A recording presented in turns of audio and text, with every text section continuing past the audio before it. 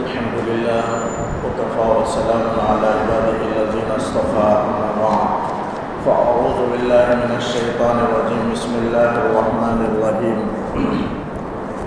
يا أيها الذين آمنوا كتب عليكم القصاص في القتلى الحر بالحر والعبد بالعبد والأنثى بالأنثى فمن عفي له من أخيه شيء فاتباع بالمعروف وأداء إليه بإحسان ذلك تخفيف من ربكم ورحمة فمن اعتدى بعد ذلك فله عذاب أليم۔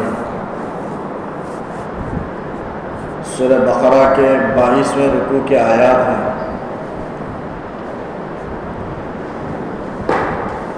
اس آیت میں اللہ تعالیٰ، ویسے سورہ بقرہ مدنی ہے اور مدنی صورتوں میں خصوصاً احکامات کا ذکر ہوتا ہے، تو یہاں بھی اللہ تعالیٰ کے احکامات میں سے ایک حکم جسے قصاص کہا جاتا ہے، اس کا آیت میں اللہ تعالیٰ نے ذکر فرمایا اور کہا کہ یا ایھا الذین آمنوا، اے ایمان والو، کتب علیکم القصاص فی القتلی، تم پر مقتولین کا قصاص اور بدلہ لینا فرض کیا گیا ہے۔ آیت میں قصاص کا لفظ ہے۔ قصاص کے معنی ہیں برابری کے، مماثلت کے، یعنی ایک نے کسی شخص کو قتل کر دے تو بدلے میں اسے قتل کیا جائے گا، اسی کو قصاص کہا جاتا ہے شریعت کی اصطلاح میں۔ لیکن اس کا لغوی معنی برابری کا ہے، یعنی کوئی آدمی کسی کے ساتھ زیادتی کرے، ظلم کرے، تو شریعت میں اس کی اجازت ہے کہ اسی کے بقدر اس سے بدلہ لے، زیادتی نہ کرے، بلکہ اس نے جس طرح کا ظلم ہم پر کیا، کسی پر کیا، تو اس ذات مظلوم کو یہ حق حاصل ہے کہ ظالم سے اسی کے بقدر ظلم کا بدلہ لے، زیادتی نہ کرے۔ قرآن نے کہا فَاعْتَدُوا عَلَيْهِ بِمِثْلِ مَا اعْتَدَىٰ عَلَيْكُمْ، تم اگر کسی نے حد سے تجاوز کیا ہے، تم پر ظلم کیا ہے، تو تم اسی کے بقدر بدلہ لے سکتے ہو جتنی بقدر اس نے تم پر ظلم کی ہے۔ وَإِنْ عَاقَبْتُمْ فَعَاقِبُوا بِمِثْلِ مَا عُوقِبْتُمْ بِهِ، قرآن مجید میں 2-3 جگہوں میں اللہ تعالیٰ نے برابری کا حکم دیا کہ جس نے جس طرح کا ظلم کیا اسی طرح کا ظلم کا بدلہ لینا جائز ہے، ذرہ برابر بھی زیادتی جائز نہیں۔ اسی لیے ایک آیت میں اللہ تعالیٰ نے کہا کہ کوئی تم پر ظلم کرے، زیادتی کرے تو اسے معاف کر دو، یہ بہتر ہے، اس لیے کہ اگر بدلہ لوگے تو ہو سکتا ہے کہ کچھ زیادہ ہو جائے، اور زیادہ ہو جائے تو پھر ظلم کا بدلہ تم کو قیامت میں دیا جائے گا، زیادتی کا بدلہ تم کو دیا جائے گا۔ تو قصاص کہتے ہیں کوئی کسی کو قتل کر دے تو بدلے میں اسے قتل کیا جائے گا۔ تو اللہ تعالیٰ نے یہاں کہا کہ مقتولین کے سلسلے میں قصاص تم پر فرض کیا گیا ہے۔ الحر بالحر والعبد بالعبد والانثى بالانثى، آزاد کے آزاد کے مقابلے میں غلام، غلام کے مقابلے میں عورت، عورت کے مقابلے میں قتل کیا جائے گا، یعنی برابری کا معاملہ کیا جائے گا۔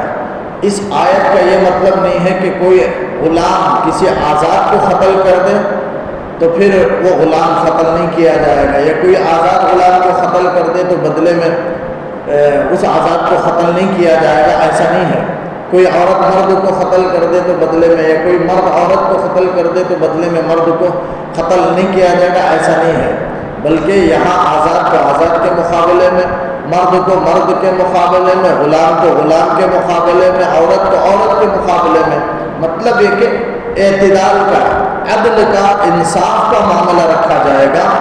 یہاں اللہ تعالیٰ اعتدال کو بیان کرنا چاہتے ہیں کہ سب کے درمیان برابری۔ ہرگز یہ مطلب نہیں ہے کہ کوئی کم مرتبے والا کسی اعلیٰ مرتبے والے کو قتل کر دے، یا اعلیٰ مرتبے والا کسی کم مرتبے والے کو قتل کر دے تو بدلے میں اسے قتل نہیں کیا جائے گا، ایسا نہیں ہے، بلکہ سب کا خون اللہ کے نزدیک برابر ہے۔ سب انسانیت میں سب برابر کے شریک ہیں، چاہے وہ اعلیٰ مقام رکھنے والا، اعلیٰ علم رکھنے والا کوئی شخص ہو، لیکن کسی ادنا شخص کو قتل کر دے تو بدلے میں اسے قتل کیا جائے گا، اسی کو قصاص کہا جاتا ہے۔ کسی کے خون کو قیمتی نہیں سمجھا جائے گا، بلکہ شریعت میں سب کا خون برابر ہے۔ اسی اعتدال کو، عدل کو اللہ تعالیٰ نے یہاں بیان فرمایا۔ تو کوئی آدمی کسی قتل کر دے تو انصاف اور عدل یہی ہے کہ بدلے میں اسے قتل کیا جائے، لیکن آج اسے لوگ دنیا اسے انصاف نہیں سمجھتی ہے اور رحم کے خلاف سمجھتی ہے، حالانکہ انصاف یہی ہے کہ بدلے میں اسے قتل کیا جائے۔ اب کیسے قتل کرے؟ کوئی آدمی کسی کو کسی بھی طریقے سے قتل کرے، کسی آگ میں جلا کر کے قتل کرے تو بدلے میں بھی اسے آگ میں جلا کر اسے قتل کیا جا سکتا ہے۔ اس نے جو طریقہ قتل کا اختیار کیا ہے وہی طریقہ اس کے ساتھ دہرایا جا سکتا ہے یا اسے قتل کر سکتے ہیں۔ دو میں ایک ہے، یا تو جس طریقے سے اس نے قتل کیا اسی طریقے سے، یا نہیں تو بدلے میں اس کی جان لے لی جائے گی، قتل کر دی جائے گی، یہ ہے۔ لیکن اس زمانے میں تلوار سے ختم کر دیا جاتا تھا، آج سولی پر جو سزائے موت دی جاتی ہے سولی پر، یہ ایک انسانیت کے لیے ذلت ناک بات ہے۔ لیکن مہذب طریقے کا قتل یہ ہے کہ اسے تلوار سے قتل کر دیا جائے تو اس میں تہذیب بھی ہے اور بہت جلدی بھی روح جان نکل جاتی ہے، لیکن اس کے برخلاف سولی پر لٹکانے میں زیادہ مہذب بھی نہیں ہے اور بہت تکلیف دہ بھی ہے اور ذلت ناک بھی ہے۔ تو لہذا شریعت نے جو مقرر فرمایا کہ قتل یہ بالکل سریع ہے، بہت تیز ہے جان کے نکلنے میں اور بہت مہذب طریقہ ہے، اسلام کے طریقے کو ہی اختیار کرنا چاہیے۔ سولی پر پھانسی پر چڑھانا یہ شریعت کا حکم نہیں ہے، بلکہ شریعت کا حکم قتل ہے۔ اب کون قتل کرے گا؟ کوئی کسی کو قتل کر دیا تو بدلے میں اس کے وارثین آپس میں نہیں لڑ لیں گے، آپس میں قتل نہیں کریں گے، بلکہ کسی حاکم کے پاس جائیں گے، کوئی امیر کے پاس جائیں گے، کوئی بادشاہ کے پاس پہنچیں گے، امیر المومنین کے پاس، ملک کا جو حاکم ہے اس کے پاس پہنچیں گے، وہ بدلے میں اس سے قصاص لے گا، قتل کرے گا۔ تب تک آپس میں قتل نہیں کر لیں گے۔ قتل کرنے کا حق انسانوں کو نہیں ہے بلکہ بادشاہ کو۔ انسانوں میں جو بادشاہ ہے، آپس میں قاتل نے قتل کیا مقتول کو، تو اب مقتول کے وارثین قاتل کو نہیں قتل کریں گے بلکہ حاکم بادشاہ قتل کرے گا۔ لوگ آپس میں قتل نہیں کر لیں گے بلکہ مقدمہ دائر کریں گے، بادشاہ کے پاس پہنچیں گے اور اس کے بعد یہ قصاص اس سے لیا جائے گا، بادشاہ لے گا۔ لیکن اگر کوئی قاتل جو قتل ہو گیا مقتول اسے کہا جاتا ہے اور قتل کرنے والے کو قاتل کہتے ہیں، تو مقتول کے وارثین اگر قاتل کے گناہ کو معاف کر دیں تو معاف بھی ہو سکتا ہے، جیسے آگے آیت میں اللہ تعالیٰ نے تذکرہ فرمایا۔ تو قصاص میں کیسے بھی بدلہ لیا جا سکتا ہے، حاکم کو اختیار ہے، دو طریقے سے وہ قتل کر سکتا ہے، یا تو جس طریقے سے اس نے قتل کیا اسی طریقے سے اسے بھی قتل کیا جائے گا ایک، یا نہیں تو تلوار کے ذریعے سے اسے قتل کیا جائے گا۔ یہ دو میں سے ایک طریقہ حاکم اختیار کرے گا اور وہ بھی حاکم ہی کے حکم سے قتل کیا جائے گا۔ لوگ آپس میں وارثین آپس میں قتل و قتال نہیں کریں گے، خون ریزی نہیں کریں گے، اس کا شریعت۔ اور یہاں قصاص میں ایک حکم کیا ہے کہ قاتل کو سزا دینا ہے اور دوسروں کے لیے عبرت ہے۔ دو باتیں ہیں یہاں قصاص میں، ایک قاتل کو سزا بھی ہے اور دوسروں کے لیے عبرت بھی ہے۔ یہ نہ سمجھے کہ صرف قاتل کے لیے سزا ہے اس لیے اس پر رحم کر کے اسے معاف کر دے خون کو، جیسے آج کل کیا جاتا ہے، اور سزائے موت دینے کو برا سمجھتے ہیں، رحم کے خلاف سمجھتے ہیں، معاف کر دیا جاتا ہے، لیکن انصاف یہی ہے کہ قتل کیا جائے۔ آگے اللہ تعالیٰ نے کیوں یہ انصاف ہے، آگے اللہ نے آیت میں تذکرہ فرمایا۔ تو اس میں تین چیزیں ہیں۔ اگر مالی مصالحت ہو جائے، یعنی قاتلین میں سے مقتول کے وارثین قاتل سے کہہ دیں، قتل کرنے والے سے، کہ ہم نے تجھے معاف کر دیا، تو اب معاف بھی کرنا درست ہے۔ یا مالی مصالحت پر قتل کے بدلے قتل نہ کریں بلکہ مقتول کے وارثین اس بات پر تیار ہو جائیں کہ قاتل دیت ادا کر دے۔ دیت کہتے ہیں 100 اونٹ، اس زمانے میں شریعت میں مقرر ہے، ایک آدمی ایک جان کی قیمت 100 اونٹ ہے، یا 1000 دینار ہے، یا 10,000 درہم ہے، ایک جان کی قیمت ہے، وہ دیت ادا کرے۔ اگر دیت پر وارثین میں سے کوئی ایک بھی اگر راضی ہو جائے تو پھر قتل قصاص ساقط ہو جائے گا، اب دیت دینا اس کے ذمہ لازم ہوگا۔ اور دیت کیا ہے؟ وہ ایک دوسری آیت میں 5ویں پارے میں اللہ تعالیٰ نے قتل کے اقسام کا ذکر فرمایا کہ قتل کی 5 قسمیں ہیں. یہ قسم قتل عمد ہے، یعنی کوئی جان بوجھ کر کوئی مارنے کے ارادے سے نوکدار دھاری دار چیز سے قتل کرے، جیسے تلوار ہے، نیزہ ہے، جس سے آدمی انسان مر جاتا ہے، ایسے چیزوں سے غالباً اس کی جان نکل جاتی ہے، ایسی چیزوں سے مار دے تو یہ قتل عمد کے اندر داخل ہے اور بدلے میں اسے قصاص میں قتل کیا جائے گا. لیکن اگر مقتول کے وارثین اگر راضی ہو جائیں معاف کرنے پر یا دیت لینے پر تو معاف کر دیا جائے گا. اگر دیت پر راضی ہو جائیں تو دیت دے دی جائے گی اور جان چھوڑ دی جائے گی. اسے قتل نہیں کیا جائے گا بلکہ ایک جان کی قیمت قاتل سے وصول کیا جائے گا. وہ ہے 100 اونٹ کے بقدر، 100 اونٹ ہے یا 10,000 درہم ہے، 1,000 دینار ہے جو شریعت نے مقرر فرمائی ہے.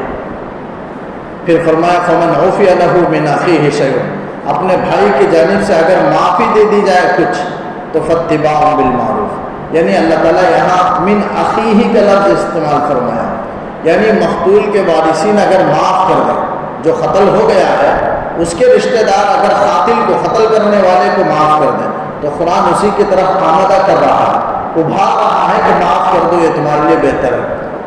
کیوں اخیہ کا لفظ استعمال کیا قرآن نے؟ فرمایا فمن عفی لہ من اخیہ، اپنے بھائی کو معافی دے دی جائے، یعنی قاتل کو بھائی کر کے قرآن نے کہا.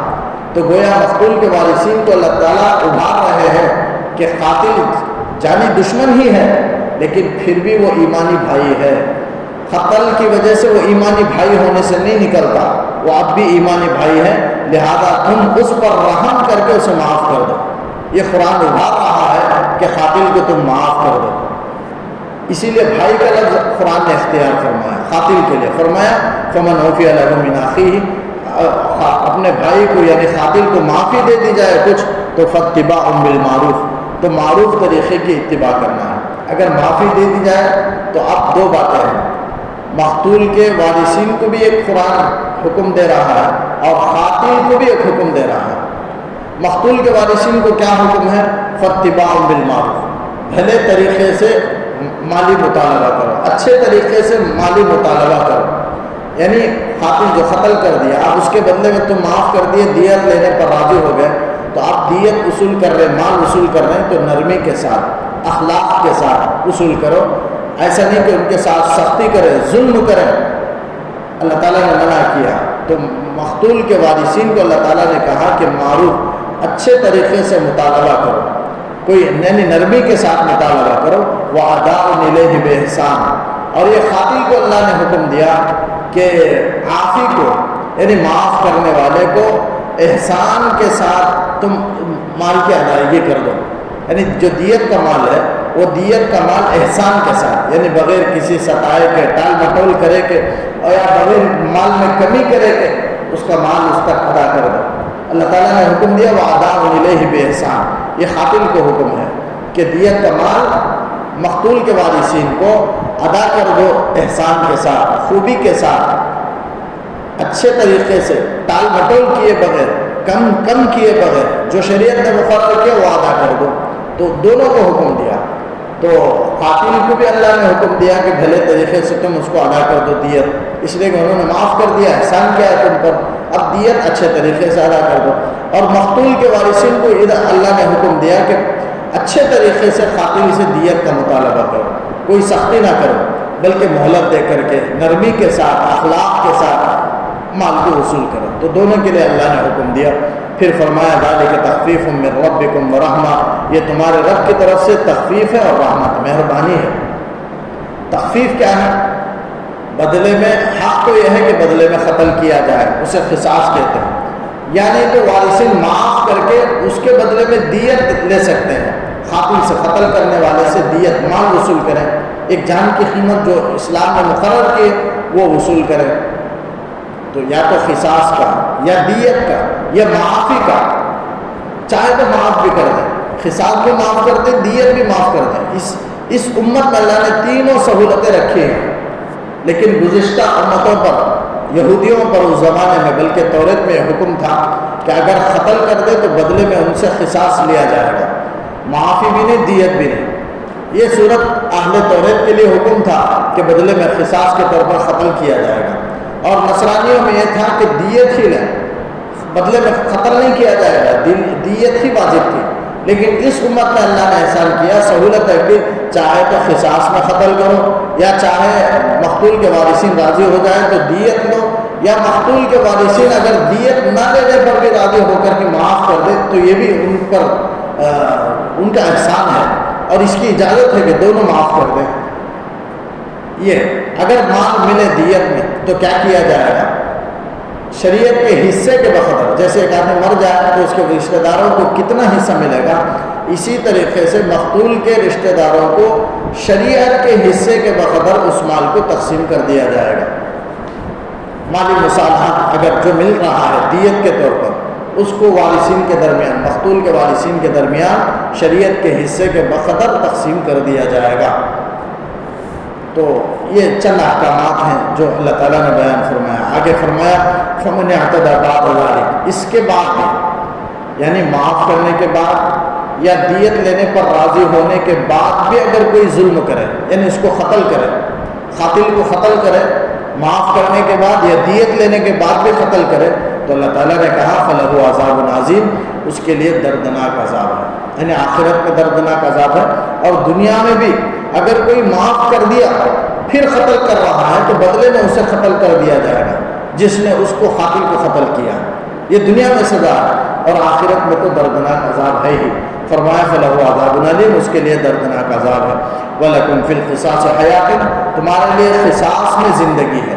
اللہ تعالیٰ نے کہا بدلہ لینے میں زندگی ہے۔ لوگ سمجھتے ہیں، آج دنیا سمجھتی ہے، دنیا کی حکومتیں سمجھتی ہیں کہ قتل کر دینا، قصاص میں بدلے میں قتل کرنا، قصاص لینا ہے، رحم کے خلاف معلوم ہوتا ہے، اس لیے ایک قاتل کو رحم کر کے اس کے جان کو بخش دیتے ہیں اور چھوڑ دیتے ہیں، رحم کے خلاف سمجھتے ہیں۔ حالانکہ اللہ تعالیٰ کہہ رہا ہے کہ قصاص میں تم سب کے لیے زندگی ہے۔ کیسے زندگی ہے؟ ایک کو اگر بدلے میں قتل کیا جائے گا تو ہمیشہ ہمیشہ جو بھی غصے میں قتل کرنا چاہے خوف سے بچ جائے گا کہ اگر میں اسے قتل کر دوں تو بدلے میں مجھے قتل کر دیا جائے گا۔ اس ڈر سے قتل و غارت گیری ختم ہو جائیں گے، خون ریزیاں بند ہو جائیں گی۔ یہی وجہ ہے کہ دنیا کے اندر جہاں اسلامی ممالک ہیں، جہاں یہ قانون قصاص نافذ ہے، وہاں اگر قتل کے اگر کیس دیکھا جائے تو بالکل ایک یا دو پورے ممالک میں، سال میں ایک یا دو اتنا ہی ہے۔ اس کے برخلاف دوسرے ممالک میں ہزاروں اور لاکھوں کی تعداد میں جاتے ہیں قاتل کی تعداد، یعنی اتنے لوگ، بے شمار لاکھوں لوگ مظلوم مرتے ہیں، بے گناہ لوگ، اور ظالم قاتل ان کے جان پر رحم کر کے چھوڑ دیا جاتا ہے، جس کی وجہ سے ہر ایک ہمت کر کے دوسرے کو غصے میں قتل کر دیتا ہے، اور یہ سمجھتا ہے کہ بدلے میں تو ہم کو قتل نہیں کیا جائے گا، ہمارے ملک کا یہ قانون نہیں ہے کہ قتل کر دیا جائے۔ تو شریعت کا جو حکم ہے بالکل انصاف پر مبنی ہے، اور حکمت کے برابر، حکمت کے تحت ہے۔ اگر کوئی نافذ اسلامی ممالک میں جہاں جہاں بھی قانون نافذ ہے، لیکن بعض اسلامی ممالک میں لوگ شور مچاتے ہیں اور سزائے موت کے خلاف آوازیں اٹھاتے ہیں، اور سزائے موت کو ایک نفرت انگیز چیز سمجھتے ہیں، حالانکہ یہ انصاف پر مبنی ہے۔ تو انصاف یہی ہے کہ بدلے میں قتل کیا جائے۔ تو قرآن نے کہا تمہارے لیے قصاص میں زندگی ہے۔ یہی زندگی ہے کہ آدمی قتل کے خوف سے دوسرے کو قتل نہیں کرے گا، قصاص میں بدلے میں قتل ہونے کے ڈر سے وہ قاتل دوسرے کی جان کو چھوڑ دے گا۔ اس طرح پورے معاشرے کے اندر امن، سکون، قتل و غارت گری سے لوگ محفوظ رہیں گے۔ جہاں بھی، جس سوسائٹی معاشرے میں بھی یہ قانون قصاص موجود ہے، وہاں کے لوگ سکون و اطمینان کے ساتھ زندگی گزار رہے ہیں، اور کوئی خوف نہیں ہے، اس لیے کہ ان کو قانون قصاص کے ذریعے سے ایک اطمینان حاصل ہے کہ بدلے میں، اور قاتلوں کو ڈر ہے کہ ہمیں بدلے میں قتل کر دیا جائے گا، اس لیے گناہ سے وہ بچے ہوئے ہیں۔ تو قرآن نے کہا، لیکن آج کی حکومتیں ایسی ہیں کہ رحم کر کے ایک قاتل، ایک مجرم کی جان پر رحم کر کے بے گناہ لاکھوں ہزاروں انسانوں کو موت کے گھاٹ اتارتے ہیں اور موت کے لیے قاتل کو آمادہ کرتے ہیں۔ معاف کر دینا گویا قاتل کو چھوٹ دینا ہے اور قتل کی طرف اسے ابھارنا ہے، اور شریعت میں اس کی اجازت نہیں ہے۔ شریعت نے کہا کہ قصاص میں تمہارے لیے زندگی ہے یا اولی الالباب، اے عقل مندو، یعنی اگر عقل ہے تو قانون قصاص نافذ کیا جائے گا، لیکن اگر عقل اور حکمت نہیں ہے تو پھر قانون قصاص کو سزائے موت کو لوگ برا سمجھے گا اور اس سے نفرت کرنے لگیں گے۔ لعلکم تتقون، اللہ تعالیٰ یہ ساری تفصیلات اس لیے بیان کر رہا تاکہ اس کے خلاف کرنے سے تم بچو۔ لعلکم تتقون، شاید کہ تم قصاص، قانون قصاص میں خلاف ورزی سے تم بچو۔ کتب علیکم اذا حضر احدکم الموت ان ترک خیرا الوصیۃ للوالدین والاقربین بالمعروف حقا علی المتقین۔ یہاں تک قصاص کے قانون کے جو احکامات تھے اللہ تعالیٰ نے بیان کیے۔ اس کے بعد ایک اہم حکم ہے اللہ تعالیٰ کے احکامات میں سے، وہ ہے وصیت۔ وصیت کا آیت میں اللہ نے ذکر فرمایا۔ وصیت کیا ہے؟ کوئی مرنے والا، یعنی کسی کو یقین ہے کہ اب میری موت حاضر ہو چکی ہے، اب میں قریب میں مرنے والا ہوں، بلکہ وصیت اسے کہتے ہیں، لیکن وصیت کا معنی ہے کہ کوئی اپنے اوپر جو ذمہ داری ہے وہ دوسرے کو سونپ دینا، یعنی اس ڈر سے کہ میری موت واقع ہو جائے، یعنی آدمی کی زندگی کا کوئی بھروسہ نہیں، اس لیے آدمی دوسرے کو اگر تاکید کر دے، وصیت کر دے حق کے معاملے میں کہ فلاں کا حق میرے ذمہ ہے یا میرا حق فلاں کے ذمہ ہے، میں تجھے وصیت کرتا ہوں کہ تو یہ یاد رکھے اور میرے بعد یہ اس کام کی ذمہ داری میں تمہیں سونپتا ہوں کہ تم جا کر کے اس کام کو نبھاؤ، یا میرے مرنے کے بعد بطور احسان کے فلاں کو اتنا مال کا مالک بنا دو، اس کی تاکید کرنا اور اس بات کا حکم دینا، اس کو وصیت کہتے ہیں۔ اور وصیت کا درجہ تیسرا ہے۔ پہلا انسان مرتا ہے، جو مال چھوڑتا ہے تو سب سے پہلے اس کے مال میں کفن دفن کا انتظام کیا جائے گا، اسی کے مال میں سے۔ پھر اس کے بعد مال بچے تو قرض دیکھا جائے گا، اگر اس کا قرض ہے زندگی کا تو قرض اس کے مال میں سے ادا کیا جائے گا۔ اس کے بعد جو مال بچتا ہے، مثلا کسی کے پاس 3 لاکھ روپیہ ہو، 1 لاکھ روپیہ کفن دفن کا اور قرض کا ختم ہو گیا، پہلا درجہ کفن دفن کا ہے، دوسرا درجہ قرضہ کا ہے کہ قرض ادا کرے گا۔ یہ ہونے کے بعد اگر 2 لاکھ روپیہ بچے ہیں تو اب اس کا تہائی، یا کسی کے پاس 4 لاکھ تھے، 1 لاکھ ختم ہو گیا، 3 لاکھ باقی ہیں، تو اب 2 نمبر اور باقی ہیں، ایک وصیت کا، ایک تقسیم میراث کا۔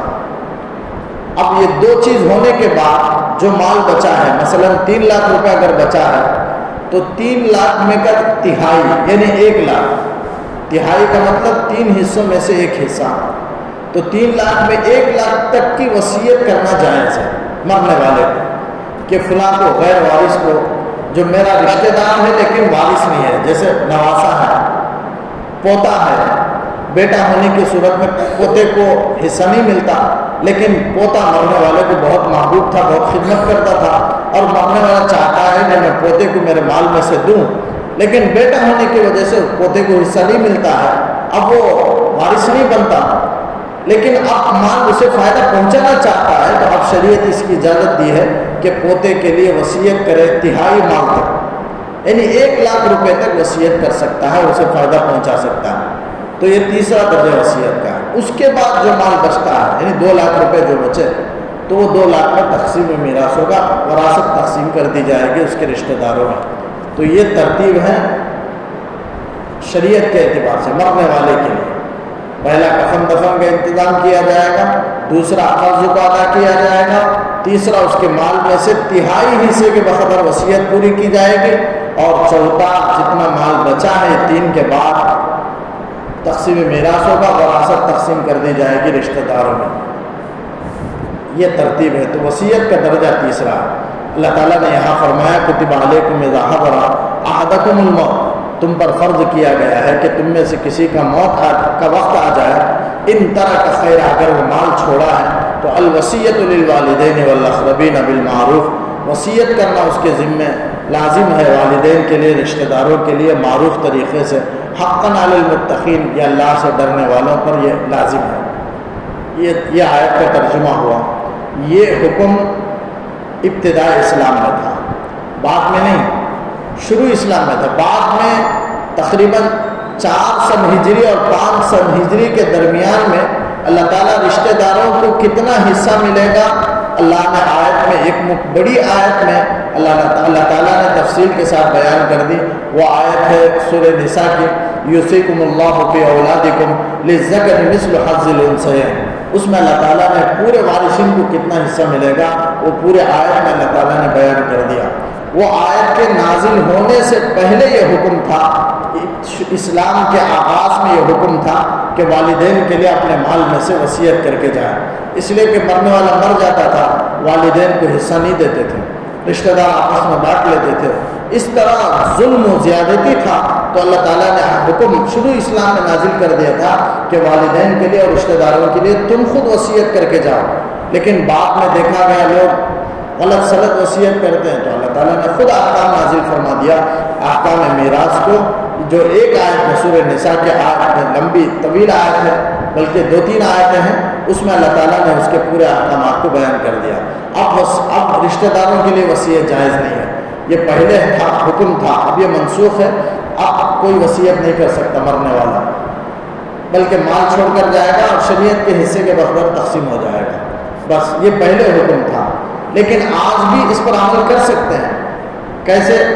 مرنے والے کو خوف ہے کہ اگر میں مر جاؤں گا تو میرا بڑا بیٹا چھوٹے بیٹے کو حصہ دیے بغیر مال پر قابض ہو جائے گا اور ظلم کرے گا، تو ایسی صورت میں مرنے والے کی ذمہ داری ہے کہ وہ چھوٹے بیٹے کے حصے کو شریعت کے بقدر لکھ کر کے رجسٹر کرا دے، کورٹ میں درج کرا دے، کسی کے پاس مقدمہ دائر کر دے، یہ اس کے ذمہ ضروری ہے۔ یہ بھی وصیت کے درجے میں ہوگا تاکہ کسی کا حق، رشتہ دار کا حق ضائع نہ ہو، اس لیے کہ مرنے والا خوف کر رہا ہے کہ فلاں رشتہ دار کو لوگ حصہ نہیں دیں گے، تو ویسی صورت میں دوسروں کو وصیت کر دینا کہ یہ میرا وارث ہے اور اسے حصہ دیا جائے، اس طرح رجسٹر کرانا یا تحریر میں لکھنا یا دوسرے کو کہہ دینا، وصیت کر دینا، یہ اب بھی یہ لازم ہے۔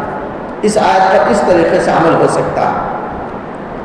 تو فرمایا الوصیۃ للوالدین والاقربین بالمعروف۔ لیکن آج بھی بہت ساری چیزیں، اگر کسی کو ہم قرض ادا کرنا ہے یا کوئی مالی معاملات میں سے ہے، دوسروں کو باندھ دینا ہے، تو اب ایسے جو قرض کی چیزیں ہیں ان میں وصیت کرنا ضرور واجب ہے۔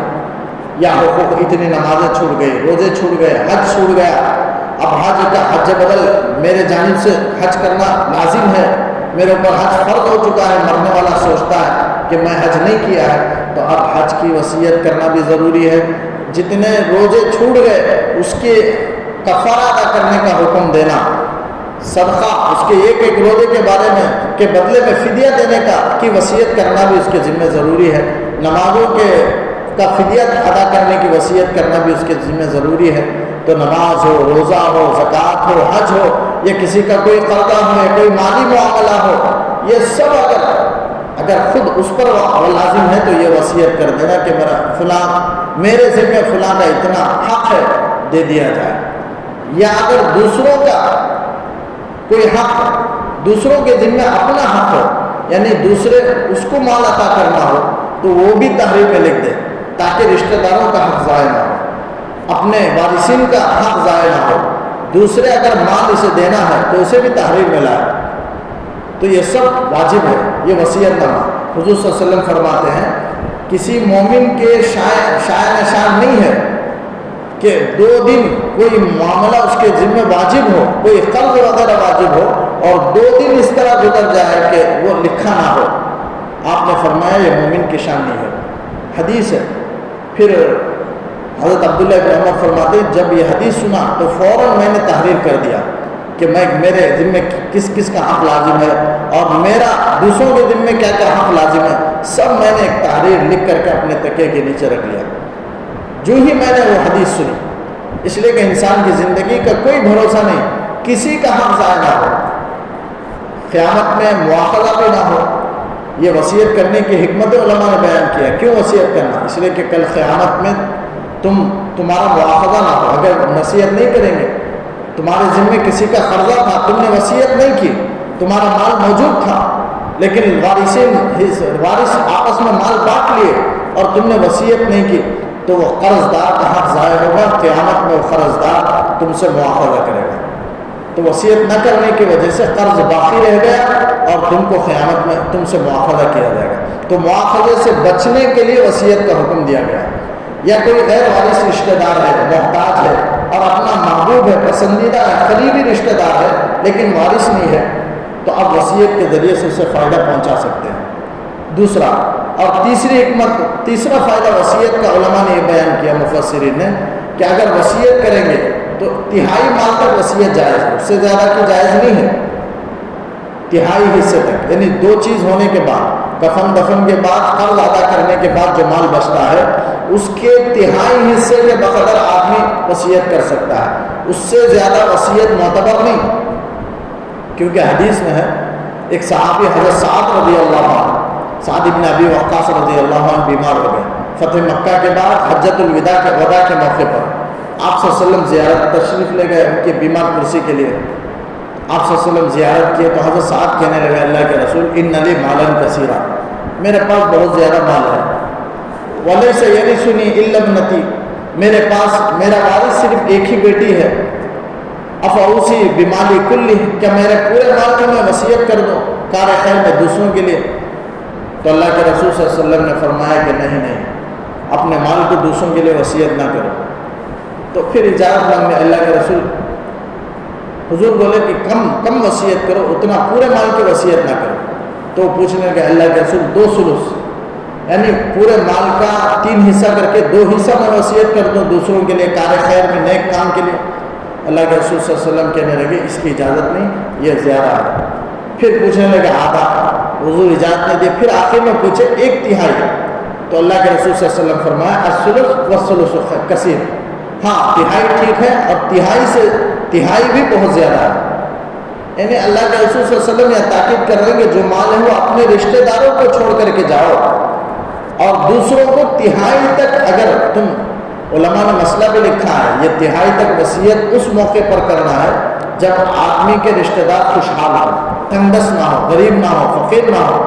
لیکن اگر تنگ دست ہے تو پھر وہ وصیت کرنا بھی اس کے لیے مناسب نہیں ہے، بلکہ بہتر ہے کہ وصیت نہ کرے تاکہ اپنے وارثین کے لیے چھوڑ جائے تاکہ وہ مالدار بنے، خوشحال رہیں. پہلے اپنے رشتہ داروں کا خیال رکھیں. لیکن اگر رشتہ دار خوشحال ہے تو اپنے اعمال کی کمی اور کوتاہی کو پورا کرنے کے لیے 1/3 مال کی وصیت کرے.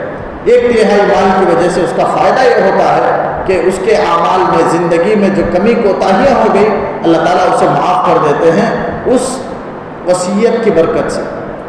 جیسے مرنے والا وصیت کرے، رشتہ دار خوشحال ہیں، میرے 1 ثلث مال مسجد کو دے دیا جائے، 1 ثلث مال مدرسے کو دے دیا جائے، یا 1 ثلث مال فلاں غریب کو دے دیا جائے. اس طرح اگر کوئی وصیت کرے، اور وصیت کو پورا کرنا بھی ضروری ہے، اور وصیت کرنے سے اس کی زندگی کے کمی کوتاہی کو اللہ تعالیٰ معاف کر دیتے ہیں. تو اللہ تعالیٰ نے آگے فرمایا کتب علیکم فمن بدلہ بعد ما سمعہ، وصیت کرنے والا وصیت کیا تو جو کوئی سنا ہے، سننے کے بعد اس وصیت کو بدل دے تو فإنما اسمہ علی الذین یبدلون، اس کا گناہ اسی پر ہوگا جس نے اس وصیت کو بدل دیا.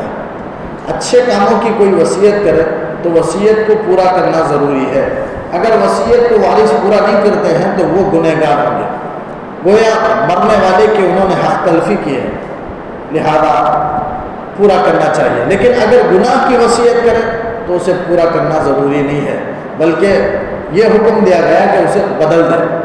اچھے انصاف کے ساتھ شریعت کے حکم کے مطابق بدل دے. کوئی کسی وارث کو محروم کرنے کا ارادہ کرتے ہوئے کہے کہ فلاں کو حصہ مت دو، یہ کہہ کر کے مر گیا، تو آپ اس کی بات نہیں مانی جائے گی بلکہ اسے حصہ دیا جائے گا. وہ ناراضگی، وہ اس کا جو گناہ کی اس نے وصیت کی ہے اس سے بات اس کو پورا نہیں کیا جائے گا. تو گناہ کی وصیت کو، شریعت کے خلاف حکم کی وصیت کو پورا نہیں کیا جائے گا. اچھے کاموں کی وصیت پوری کی جائے گی، گناہ کے کاموں کی وصیت پوری نہیں کی جائے گی اور اس کو گناہ بھی نہیں ہوگا. فرمایا جو کوئی بدل دے تو بدلنے والے پر گناہ ہوگا اچھے کاموں کی.